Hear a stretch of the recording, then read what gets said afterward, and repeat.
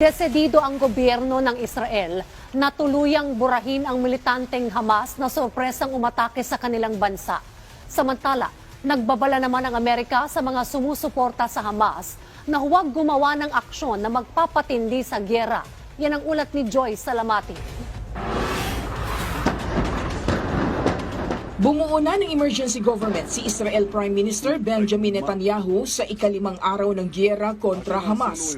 Layo nito na magkaisa maging ang mga opposition leaders sa Israel upang tuluyang burahin ang militanteng grupo. Katuwang sa emergency government ang opposition leader sa Israel na si Benny Gantz. Kasabay nito ay bubuo sila ng war cabinet kasama ang kanilang defense minister.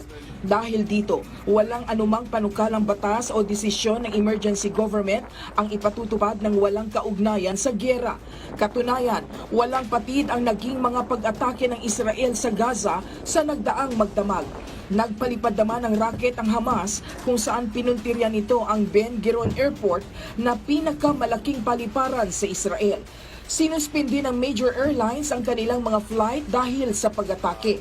Tumulak naman pa Israel si US Secretary of State Antony Blinken upang siguraduhin ang ipapadalang tulong.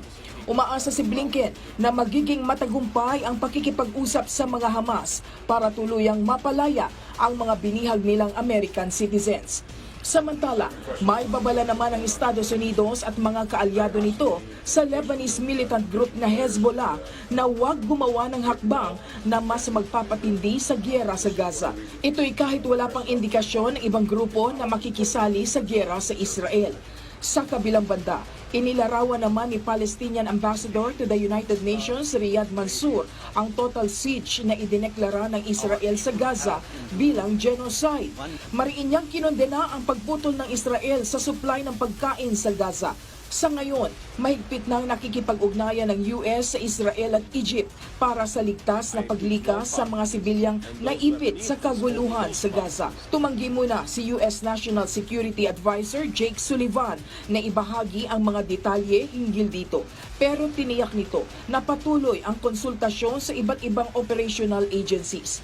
Batay sa huling tala, umabot na sa mahigit 2,000 ang bilang ng namatay sa magkabilang panig, kung saan karamihan sa mahigit 1,200 na naitalang fatality sa panig ng Israel ay pawang mga sibilyan.